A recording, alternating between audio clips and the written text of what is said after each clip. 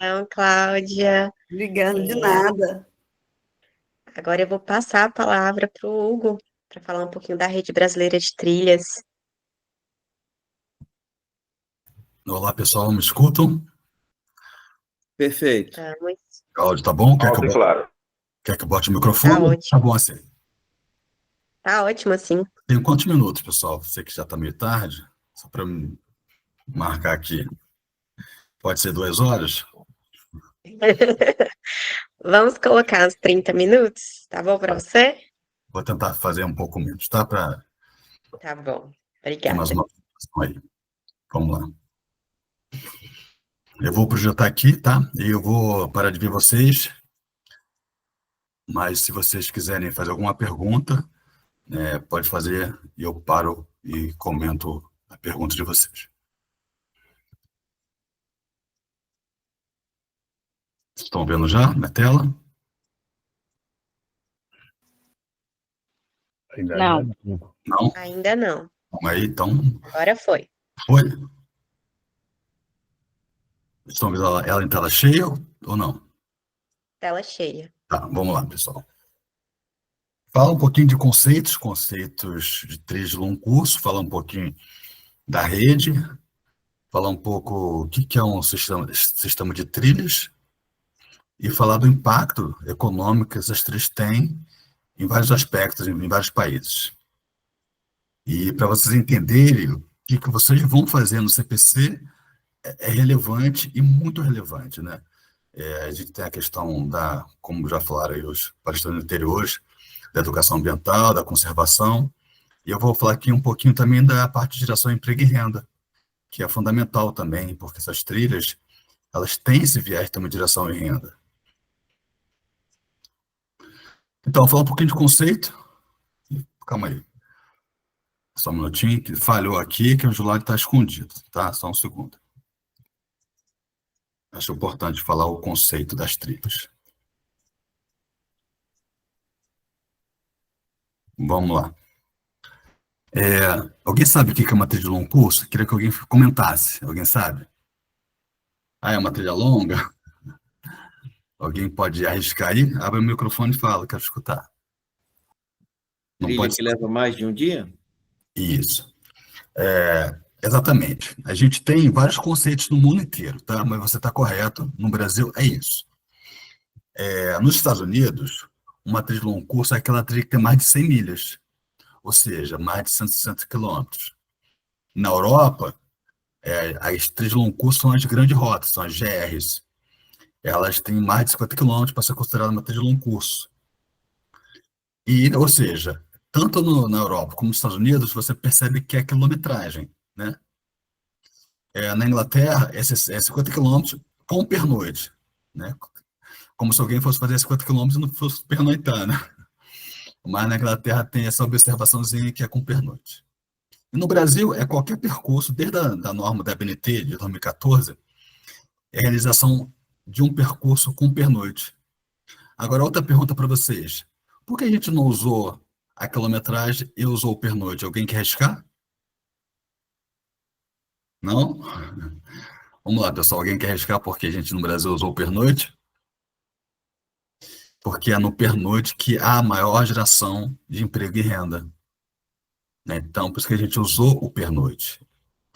Então, quando a rede foi criada pela Portaria 407 de 2018, a gente melhorou essa classificação da BNT, criando trilha local, que é aquela trilha que você percorre no máximo em um dia, a trilha de longo curso regional, que é aquela trilha que você percorre em até 28 dias, e a trilha com longo curso nacional, que é uma trilha que você percorre em mais de 28 dias de caminhada, né? E por que essa classificação regional e nacional?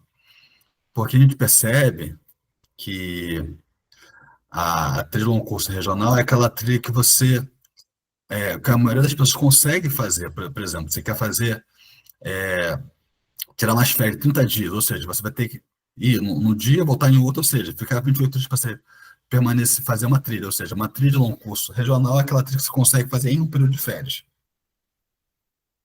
E a trilha de longo curso nacional é aquela trilha que realmente você não consegue fazer um período de férias, que normalmente é a junção de várias trilhas de longo curso regionais menores.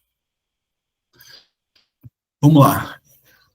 E o que na rede a gente tem como pilares para a gente trabalhar as trilhas, né? O que o CPC, junto com a rede, quer que essas trilhas aí no DF tenham um papel? Quais são as funções, né? Elas têm que ter uma função de ser infraestrutura de recreação, elas precisam ser vetores de desenvolvimento sustentável dos territórios, das comunidades locais, gerando emprego e renda de forma desconcentrada. O que é desconcentrada? É que você vai fazendo a trilha e você vai deixando seu dinheirinho a cada momento que você para, né? Então, você não concentra o dinheiro.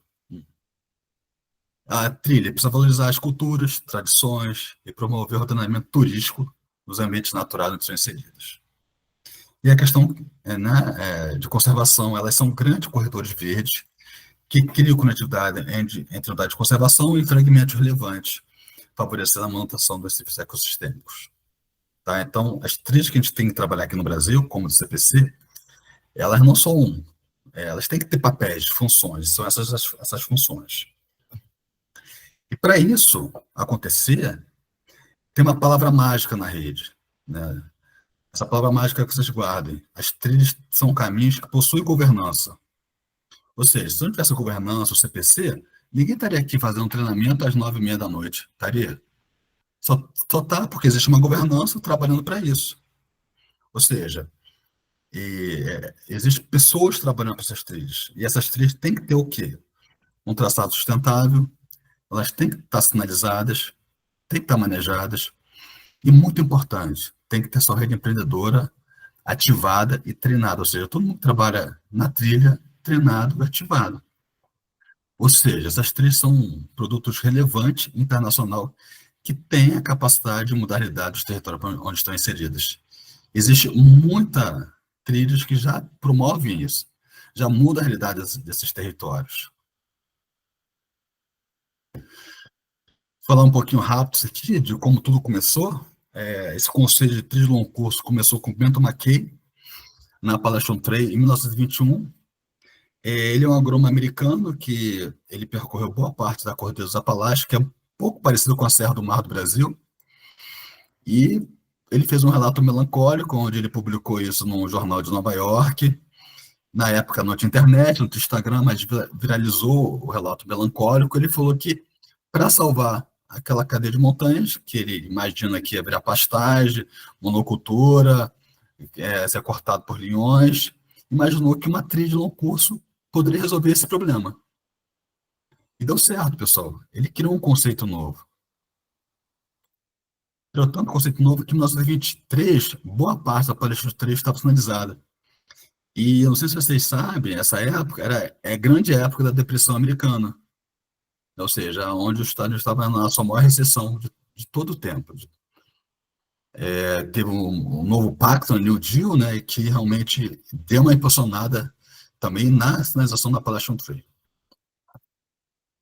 Na Hungria, a primeira trilha de longo curso nasceu em 1938, na Europa, e foi na Hungria.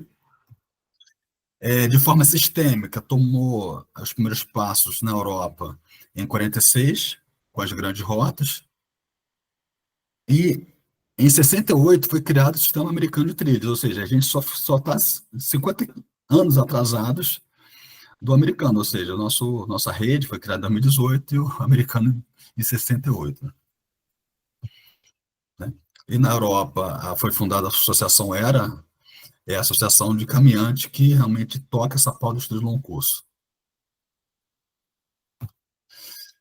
E quando começou essa ideia de trilhos de longo curso no Brasil? Foi com um livro do nosso querido Pedro. Ele escreveu um livro idealizando a Transcarioca. Na época, ele era comissário, ele voava de Electra, que é um avião com turbo-hélice, e voava abaixo, e voava fazer muito ponte Rio-São Paulo. Então ele viu que tinha uma ligação entre o início e o final da cidade do Rio de Janeiro por mata, e escreveu esse livro da Transcarioca, e, né, de um sonho virou realidade, né? Então foi esse insight do Pedro que realmente começou esse trabalho de um curso aqui no Brasil. Tinha outras iniciativas também começando, que é a Estrada Real e o Caminho da Fé, que hoje faz parte da rede. Em 2013, começou a implantação da Transcarioca, ou seja, a idealização foi em 97, mas o início da implantação foi em 2013. A gente queria implantar para a Olimpíada, mas não deu tempo, né? Teve o projeto Caminhos do ICMBio, que desses filhos foi o Caminho da Serra do Mar. E em 2017 começou outras trilhas, acho que o CPC também começou em 2017, não foi, pessoal? Aí, ou foi antes? Foi 17, né? Ou foi 18? E aí, João? Vou botar aqui no slide. E a inauguração da Transcarioca foi em 2017. Ou seja, foram 4 anos de trabalho de implantação da Transcarioca, que é uma trilha de 180 quilômetros, na cidade do Rio de Janeiro. Lindíssima. Convido todo mundo para percorrer aqui. E a rede, ela foi criada com uma portaria em 2018, e muitas trilhas também surgiram a partir de 2018, várias trilhas. A portaria 500 de 2020 realmente regulamentou a portaria de 2018, é a segunda portaria da rede, e a partir de 2022 a gente começou a fazer um congresso por ano, né? Hoje a gente está no terceiro congresso, foi ano passado em São Paulo. Em 2023 a gente ganhou o Advanced Trails Award, que é o Oscar das trilhas, é o maior prêmio de trilhas do mundo, a gente ganhou em 2023. Então, falar sistema de trilhas, ou seja, 103 anos depois que o Bento McKay pensou na Appalachian Trail, esse é o sistema americano. Você percorre, vê que tem trilhas percorrendo os Estados Unidos inteiros, só que elas são diferentes, elas são longas trilhas lineares, trilhas de 5 mil quilômetros, trilhas de 10 mil quilômetros, um pouco diferente do nosso conceito. Os Estados Unidos possui, entre todas as esferas, 225 mil quilômetros de trilhas sinalizadas, e eles têm um padrão de sinalização e um padrão de identidade visual. O padrão de identidade visual é esse diamante aqui, ó. Então, todas as trilhas dos Estados Unidos têm um símbolo em formato de diamante, e a sinalização que eles usam é uma blade. Deixa eu botar o ponteirinho, calma aí. A sinalização é uma blade, é como se fosse uma pincelada, pegar o pincel e pintar na árvore de forma vertical. Na Europa, a gente tem 12 trilhas intercontinentais, da E1 até E12. Como eu falei, os Estados Unidos têm grandes trilhas lineares, ou seja, por exemplo, a Appalachian Trail, ela começa aqui e vai até aqui em cima, uma trilha só de 3.500 quilômetros. A PCT é essa, quase 5.500 quilômetros. Né? Ou seja, são grandes trilhas lineares, né, que cruzam os Estados Unidos inteiro. É um conceito que a gente tem diferente dos Estados Unidos, e o nosso conceito é mais parecido com o da Europa, ou seja, para você ir daqui da pontinha de Portugal até o norte da Noruega, não é uma grande trilha linear. É uma junção de trilhas menores que emendadas você vai chegar lá no norte da Noruega. Né? Ou seja, aqui você começa a caminhar no caminho de Santiago. Desculpa, eu esqueci o nome da trilha, meu Deus. É a trilha bem famosa aqui no final de Portugal. Depois eu lembro. Você começa a caminhar aqui no final de Portugal, depois você emenda o caminho de Santiago de Compostela, emenda o caminho dos faros, você vai emendando trilha em trilha até chegar aqui no norte da Noruega. Então, é um conceito ou seja, trilhas regionais interligadas que viram grandes trilhas nacionais. No caso aqui, são as grandes GRs. Existem subsistemas nacionais gigantescos, né? Eu gosto de falar muito aqui o da França. O da França é um pouquinho maior que Minas Gerais, né, em termos de tamanho, só que eles têm quase 200 mil quilômetros sinalizadas. Né? Ou seja, olha, o sistema de trilhas da francesa é realmente um absurdo. Né? E a gente fala que, eu falei muito aqui de Europa, Estados Unidos, vocês devem pensar, cara, isso vai funcionar só em países desenvolvidos, de primeiro mundo, que não tem questão de violência, que realmente é, outra cultura, é outro tudo. Mas não, pessoal, não é isso, não. Eles têm isso bem implantado porque eles arregaçaram a manga e fizeram. Então agora é a nossa vez. porque tem trilha de longo curso com sucesso em outros países como a Argentina, Dominica, Austrália, países que não têm um problema da violência, porque no Brasil a gente não tem problema de violência nenhum, né? Como a gente não tem no Líbano, Israel, Nepal, Jordânia, ou seja, são países, né, em relação à violência, talvez muito piores que o do Brasil, ou seja, a gente não tem desculpa para nada. É só arregaçar a manga e fazer, porque as trilhas de longo curso nesses países são muito relevantes para eles. No Brasil, pessoal, no Brasil, o que que a gente tem? No Brasil, a gente tem a rede. E o que que é a rede? A gente confunde muito, né? A rede é um processo de amadurecimento de conhecimento de mais de 30 anos. E como é que se deu esse amadurecimento desse conhecimento? Foi implantando trilhas, acertando, errando, errando, errando, acertando, acertando, né? Viagens de capacitação, congressos, reuniões, visita técnica, mais de 50 trilhas de longo curso no mundo inteiro. Esse conhecimento acumulado, desse corpo de voluntários, surgiu duas coisas, deu dois frutos. A associação, a qual eu sou presidente, e uma política pública chamada Rede Nacional de Trilhas de Longo Curso e Conectividade. Então, esse processo, né, da rede criou duas coisas. A associação, que às vezes a gente confunde muito o que é uma coisa e o que é outra, mas imagina que é um processo que criou duas coisas. Uma associação, né, e uma política pública. A política pública ela foi instituída em 2018, a portaria 407, e teve uma outra portaria que normatizou a portaria 407 e a portaria 500.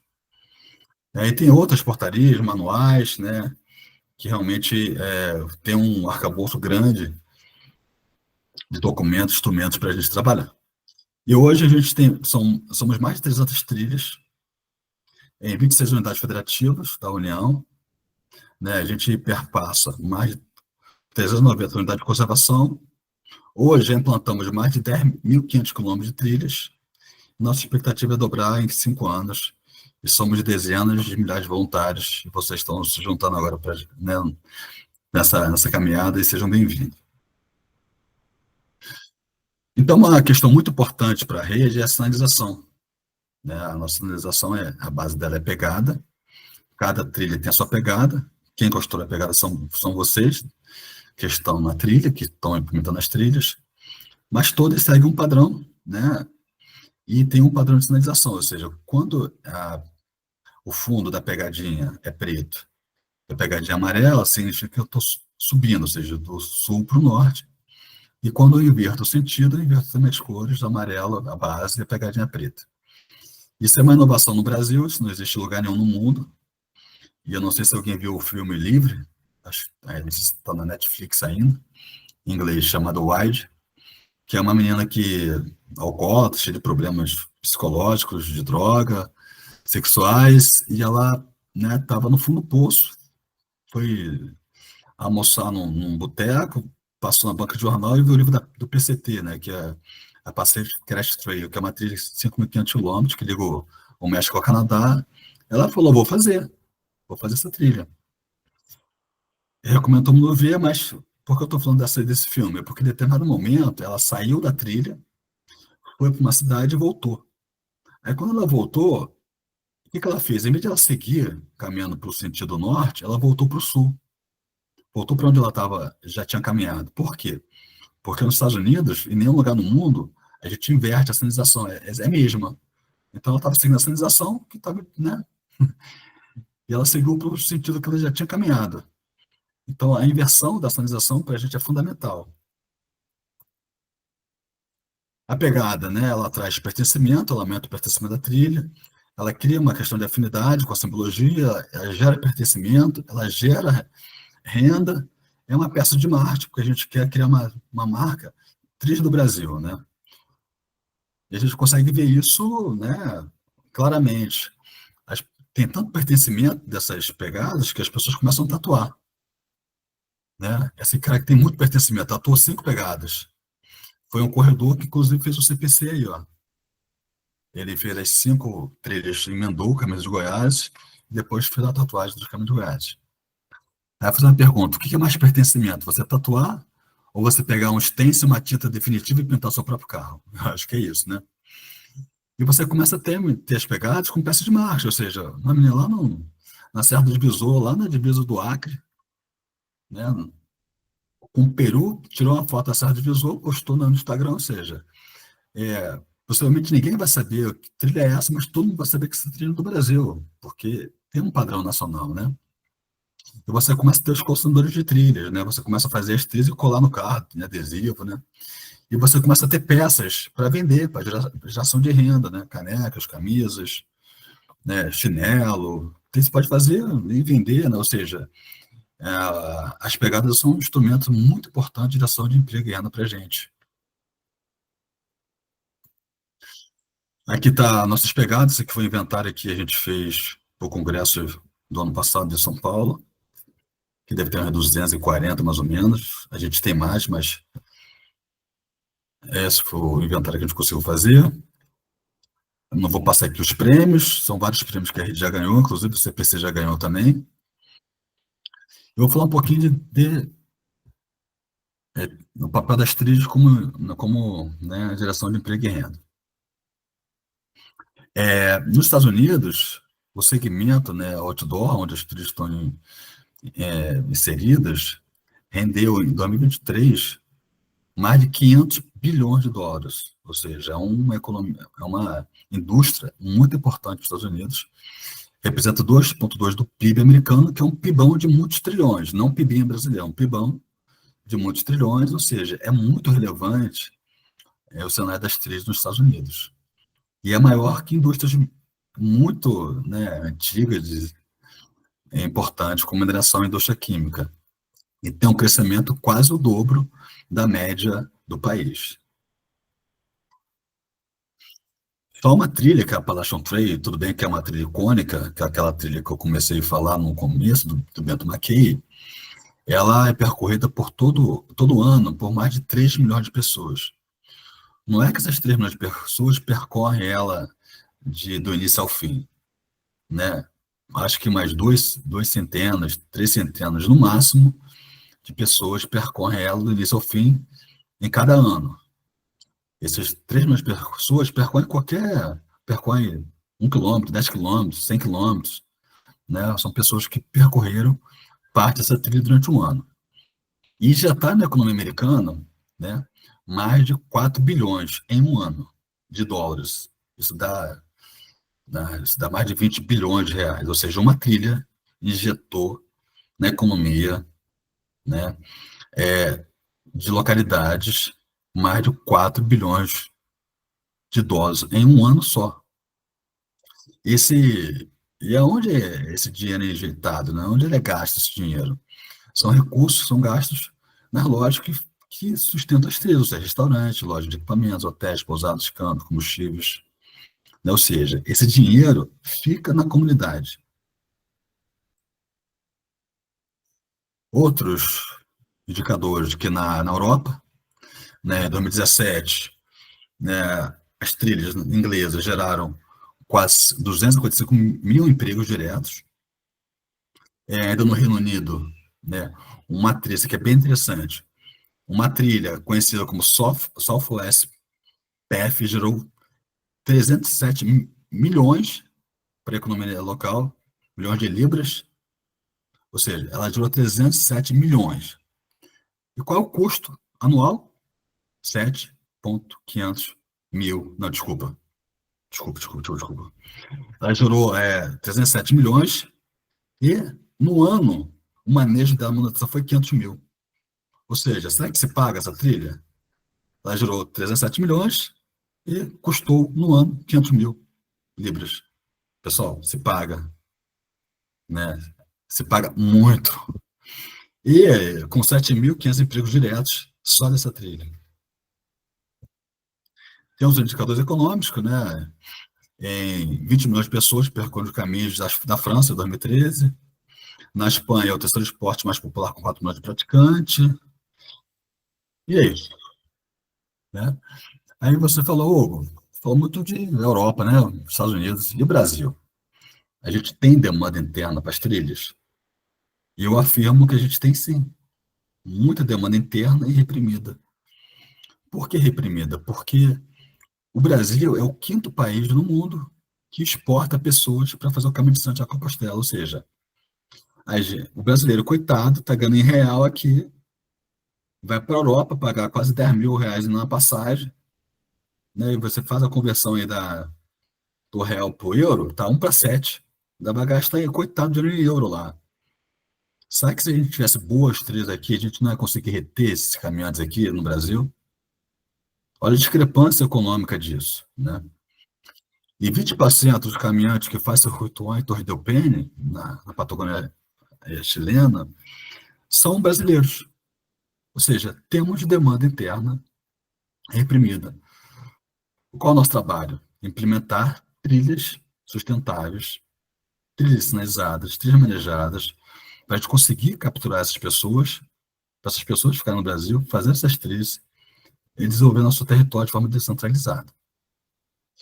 Aqui tem uma estatística um pouco antiga das unidades de conservação federais, né? Eu tenho que pegar, atualizar isso com meus amigos do CMBio, mas em 2019, 15 milhões de visitas, isso foi antes da pandemia, depois deu um boom, e em 2018, né, foi gerado só com essa visitação, quase 4 bilhões, foi agregado ao PIB só com essa visitação, né? Isso só na unidade de conservação federal, sem contar das municipais e das estaduais. E eu queria trazer um case aqui, um case, né, brasileiro, que eu gosto muito de falar, que é o Caminho da Fé.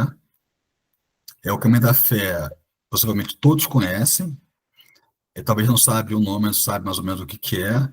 É um caminho que liga Águas da Prata, em São Paulo, até a Basílica de Nossa Senhora da Aparecida, também em São Paulo. Passa ali na divisa com Minas Gerais, mas basicamente é São Paulo.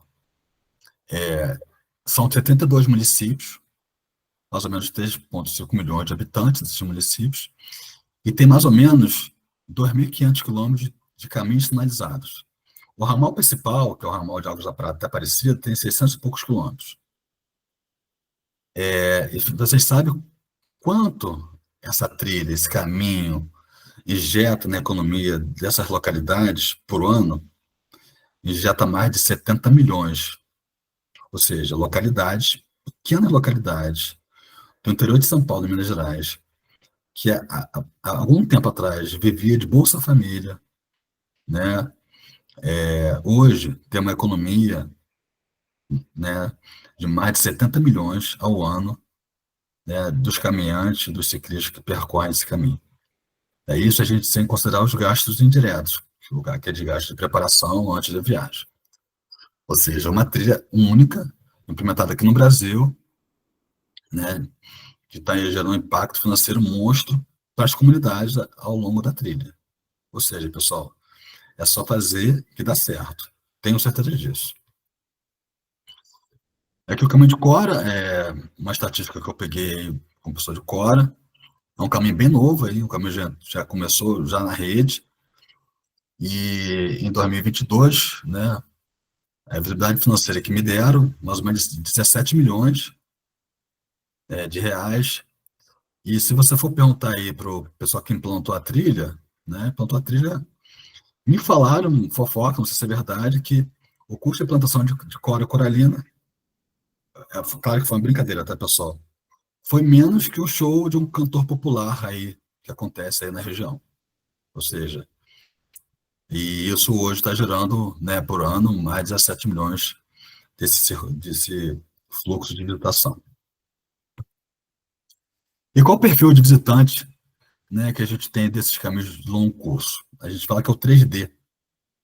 O que é o 3D? São pessoas mais velhas, de 35, 40, até 65 anos de idade, que têm disponibilidade de tempo, ou seja, já tem um trabalho estável, tem férias, já tem filhos criados, já está aposentado, tem disposição física, né, porque já tem uma idade que não consegue percorrer esses caminhos, e tem dinheiro, já está estabelecido na vida.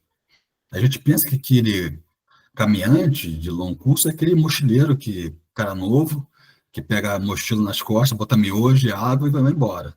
Não é isso. Não é esse tipo de pessoa que a gente vê com o perfil desses caminhantes trilheiros. E eles estão muito mais preocupados em serviços agregados, né, você consumir uma trilha que tem vários serviços agregados do que pelo preço. Prefere pagar mais caro por uma trilha mais estruturada do que menos uma trilha mais ou menos.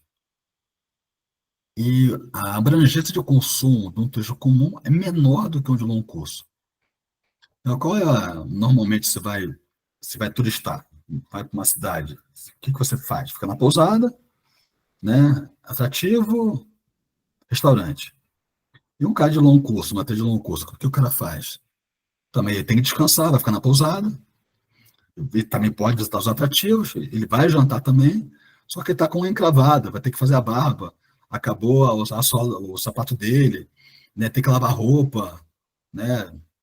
Tem que comprar um cajado novo, quebrou, tem que encher o bojão de gás, tem que comprar os mantimentos, ou seja, a abrangência de consumo do longo curso é mais impactante do que o comum.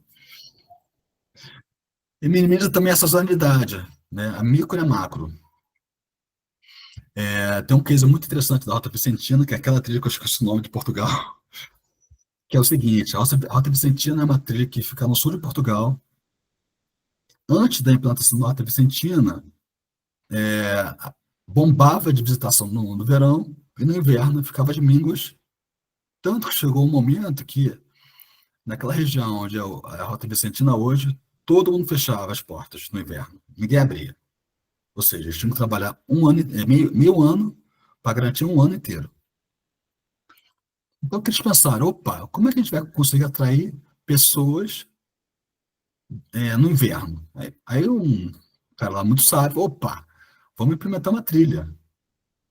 E deu certo, pessoal. Hoje a Rota Vicentina lota no inverno e no verão. Ou seja, eles resolveram um problema de sazonalidade de uma região inteira gigante em Portugal, só com uma rota. E também a microsazonalidade. O que é isso? Você começa a ter fluxo turístico numa segunda, numa quinta, numa quarta, não só em final de semana ou em feriadão. Você começa a ter pessoas percorrendo localidades, né, fora né, do final de semana ou feriados. E também a gente tem a tendência, está na tendência também mundial do turismo, né? Aqui são várias tendências depois da pandemia que foram criadas. Hoje, a generativa é uma bem falada, que é aquela tendência que o turista quer sair da localidade e que a localidade fique melhor do que quando ele chegou, né? E o slow travel, que é aquela viagem mais calma, ou seja, para o viajante, né, para o trilheiro, para o turista, se desconectar dessa vida conectada louca, né, para se conectar consigo mesmo, através de quê? De trilhas, de cachoeiras, de caminhadas, né, de pirante, de picos. E também, como eu já falei, nela, as trilhas conseguem realmente fazer a distribuição de renda de uma forma não concentrada.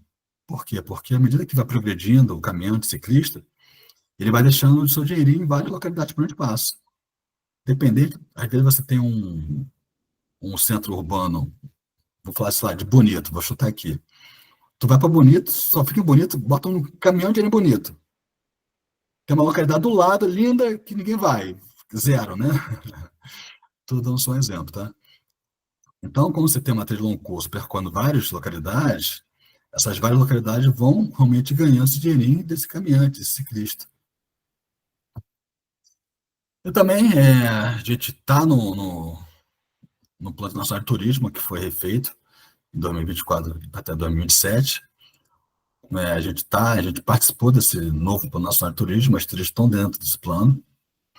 E também a gente saiu no segundo boletim de mercado, de trilhas de mercado, que foi feito pelo Ministério do Turismo, que foi lançado no nosso segundo congresso em Niterói. Pessoal, tem mais, mas acho que deu 30 minutos, acho que está bom para hoje. Se quem quiser comentar, fazer alguma pergunta, eu fico à disposição. Obrigado.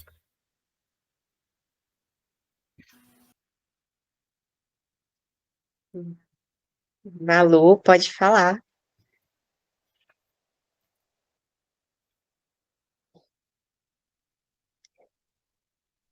Tá sem áudio, Malu. Estou aqui. Boa noite.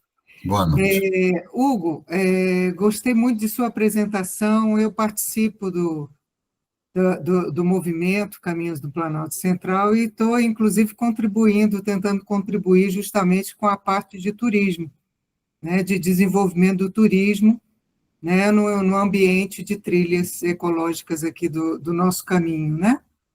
Perfeito. Eu queria ouvir de você qual é a sua percepção ou dentro da sua experiência, qual o papel que você considera ser da autoridade pública no apoio ao desenvolvimento do turismo na região de trilha? Então, eu vou ser muito sincero, eu não vejo o ente público implantando trilhas, né? Eles têm que apoiar, dar mecanismo para a sociedade civil implantar, a não ser que seja dentro da unidade de conservação, né? Eu não vejo, eu não tenho conhecimento a não ser que consiga um bom recurso e contrate uma empresa, mas eu vejo pouco isso. E quando o ente público ele não atrapalha, ele já está ajudando, só que isso é horrível, né, pessoal? Eu acho que a gente tem que forçar o ente público, né, a dar mecanismos, criar leis que favorecem a implantação dessas trilhas, como o CPC fez. O que o CPC fez? Criou um projeto de lei, né, que cria o sistema distrital de trilhas, que nele, né, fala o que são as trilhas de longo curso, reconhece, fala de quem é o dono, fala de onde tem que ser o dinheiro. Porque sem isso também a gente não consegue fazer nada. Então, o ente público tem que estar de mão dadas com a gente. Eu não espero, e nem vou esperar, espero que vocês também não esperem, que eles façam alguma coisa. O que eles têm que fazer é estar nos apoiando e do nosso lado, junto nessas implantações. Eu não vejo no Brasil esses entes públicos realmente tomando a iniciativa disso. Estou falando muito mais prefeituras ou estados, tá? Não estou falando de CMB, porque o papel deles é fazer isso dentro das unidades. Tá certo, obrigada. Eu queria justamente ouvi-lo, que eu acho que a gente caminha mais ou menos nessa direção mesmo, de tentar ter o apoio por meio de medidas legais que endossem a nossa atividade. Exatamente. Então, obrigada. Tem algum? Mano, gostaria de falar agora? Boa noite, Hugo. Boa noite a todos. Boa noite. Desculpa o atraso da reunião. Me chamo Lano, né, estamos na frente da trilha Melchior, que será um braço aí da trilha União, que seguirá para o caminho dos Goiáses. E, Hugo, aproveitando a sua experiência, seu conhecimento, eu gostaria de saber se você tem algum relato referente à despoluição de rios ou revitalizações de áreas quanto à questão de fauna e de flora com o estabelecimento das trilhas. A gente tem um case muito interessante, é o da Transcarioca. O Transcarioca, como eu falei, é uma trilha que começou a implantação em 2014, acabou em 2017. E, pessoal, a gente fez um mutirão, né? Cara, esse mutirão foi incrível, talvez o maior do Brasil. Foram quase 900 pessoas, né? A Transcarioca são 25 trechos, né? Então, eram adotantes dos 25 trechos, com dezenas de voluntários em cada trecho desse. Então, mais ou menos, umas 900 pessoas em um dia de trabalho.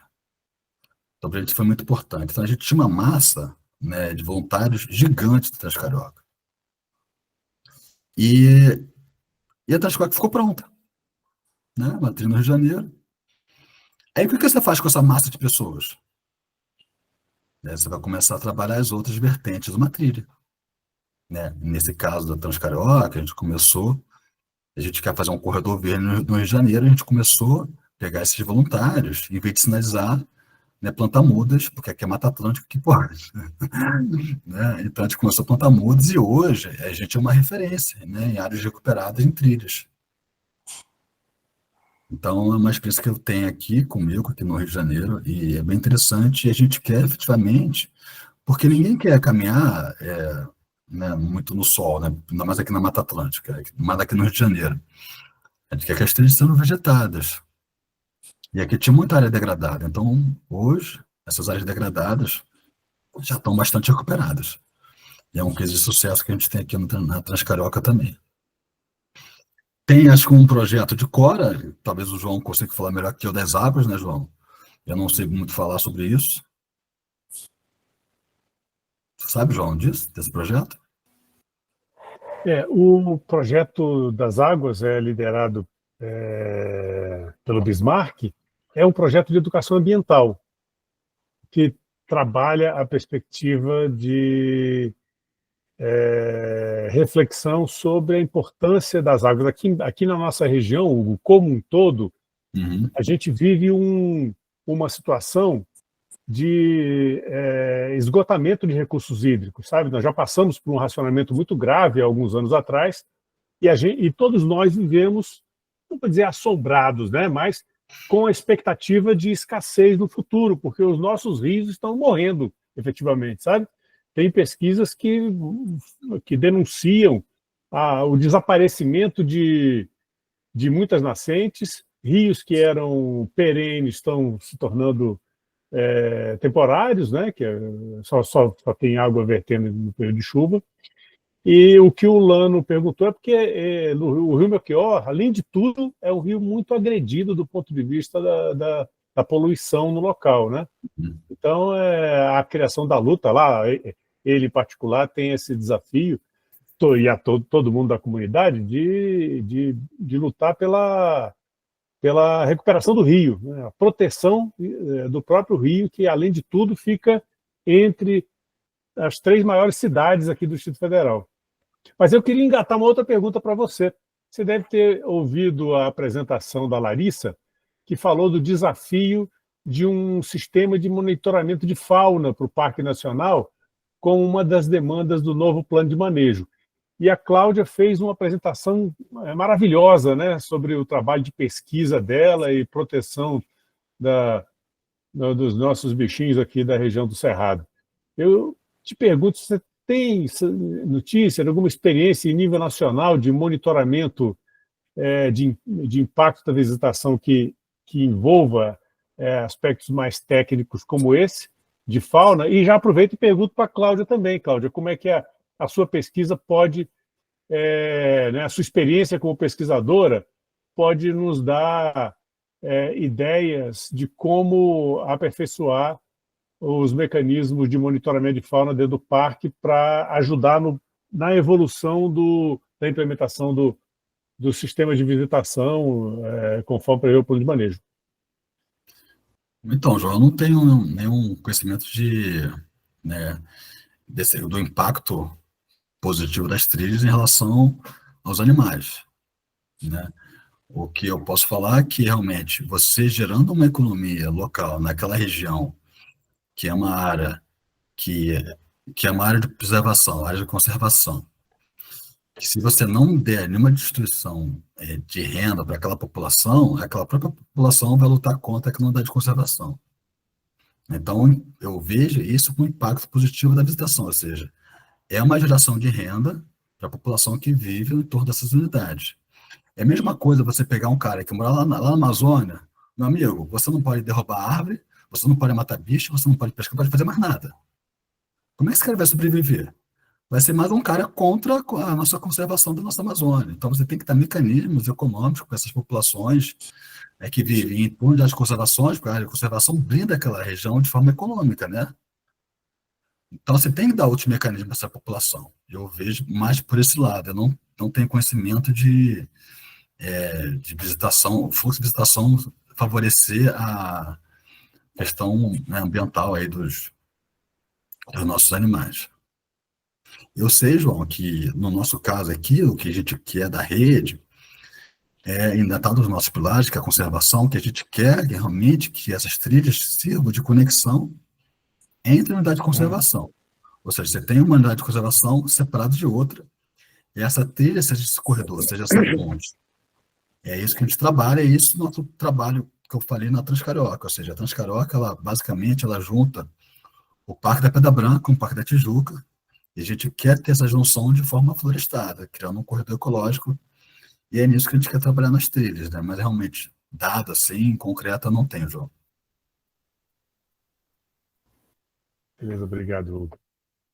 João, E Cláudia? então, é importante você perguntar isso aí, porque a trilha realmente tem que servir para... tem que ser sustentável, né?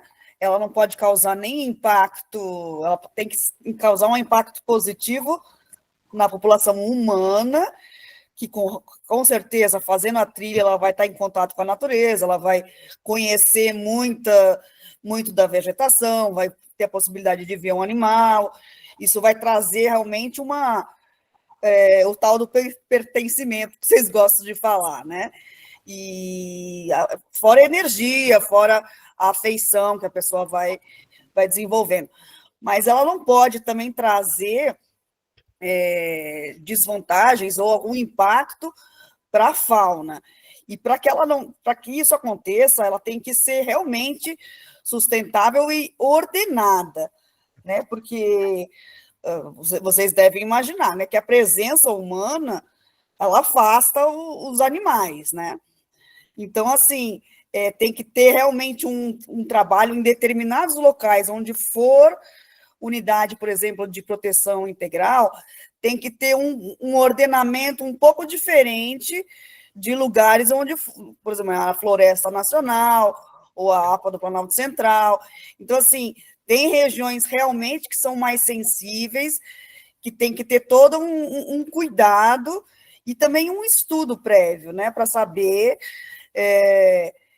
o impacto da visitação em locais onde tem e onde não tem a circulação de pessoas, né? Eu não fiz, no meu trabalho, eu não fiz essa pergunta, né? Não direcionei para essa pergunta, teria que fazer algo com método mesmo, né? Você comparar lugares visitados e lugares não visitados. Mas só daquilo que eu já obtive, eu vejo que tem lugares, por exemplo, que são proibidos, que não deveriam ter pessoas ali, e passam ciclistas, passam pessoas andando como se fosse aberto. E também passam, no mesmo local, como eu falei, as onças pardas. Então, assim, também é um lugar perigoso para as pessoas andarem sozinhas, por exemplo, né? Então, tem que ter todo esse ordenamento para unidades de conservação que tem esse viés de proteção integral. Verdade, Cláudia. Obrigado. Edgar, pode falar. Pois não, sobre isso que a Cláudia está falando aí, é para isso que existe plano de manejo, né? E então nós estamos falando muito de parque nacional, os voluntários que estão aqui são para atuar no âmbito do parque nacional, e lá a gente teve uma revisão do plano de manejo, onde todas essas considerações que a Cláudia está colocando foram abordadas, né? Então, a gente está muito tranquilo quanto a isso, quanto ao impacto com a fauna. Deixa eu só fazer um comentário. Eu já tenho experiência aqui na Transcarioca, na Transmatiqueira, que é uma trilha nacional, que é a primeira trilha nacional que a gente foi reconhecida, né? E fiz trilhas também no Sul, e vejo que muitas dessas trilhas a gente tinha um fluxo de visitação indevido, ou seja, de pessoas que iam para a de conservação para fazer coisas que não deviam, tipo caçador, palmiteiro, né? Essas coisas assim. E que as trilhas realmente, em implantar essas trilhas, tiraram essas pessoas de circulação, porque essas pessoas não querem estar sendo vistas fazendo uma coisa legal. Então tem esse viés também, né, de uma visitação boa espantar alguém que está fazendo alguma coisa ruim. Então isso acontece bastante, acontece na Transmatiqueira, acontece aqui na Transcarioca, no Rio, que a gente tinha muito caçador e hoje essas figuras desapareceram. Ou seja, é um impacto muito positivo para a gente e tem relação direta com a questão dos animais, né?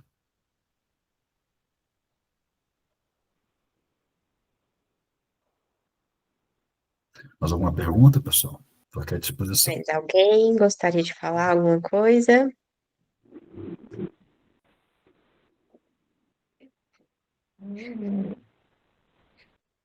Então, é isso, galera. Gostaria muito de agradecer a todos que participaram aqui da reunião. A Larissa, que não está mais aqui, né? A Cláudia, o Samuel e a Hugo. Muito obrigada por terem topado essa conosco. A gente fica muito feliz de ter o apoio de vocês.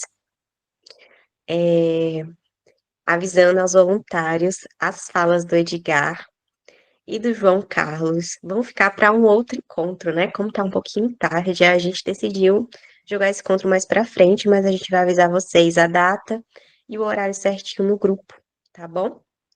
É isso, gostaria de complementar, João? Vamos fazer uma foto bonita aqui, né? De todo mundo. Cadê o Oswaldo para tirar foto? Abrir as câmeras aí, o Oswaldo, Chapola, darem uma penteada no cabelo, câmeras bonitas. Edgar também. Fique à vontade, tá, gente? Não se sintam pressionados pra falar. Aí. Eita, Chapola, ali. Peraí, que eu vou arrumar meu cabelo aqui para mostrar seu cabelo branco. Peraí.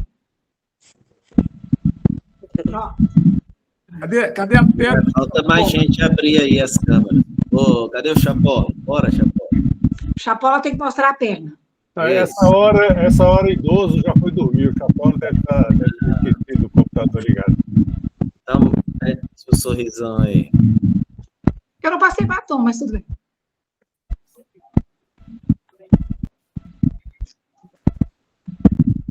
Todo mundo, tem algumas pessoas que estão escondendo, já foram dormir mesmo, dá pra ver, né? Beleza. Oi? Pronto ou não? Pronto. Tô esperando aqui pegar de surpresa alguém, mas não tem jeito. É isso, gente. Encerra essa noite agradecendo vocês. Obrigado. Pela presença. Quando você vier a Brasília, não esquece de continuar a turma que está aqui para fazer uma caminhada conosco. Claudinha, vamos cuidar dos bichinhos com a gente. Tá bom? Samuel, um grande abraço.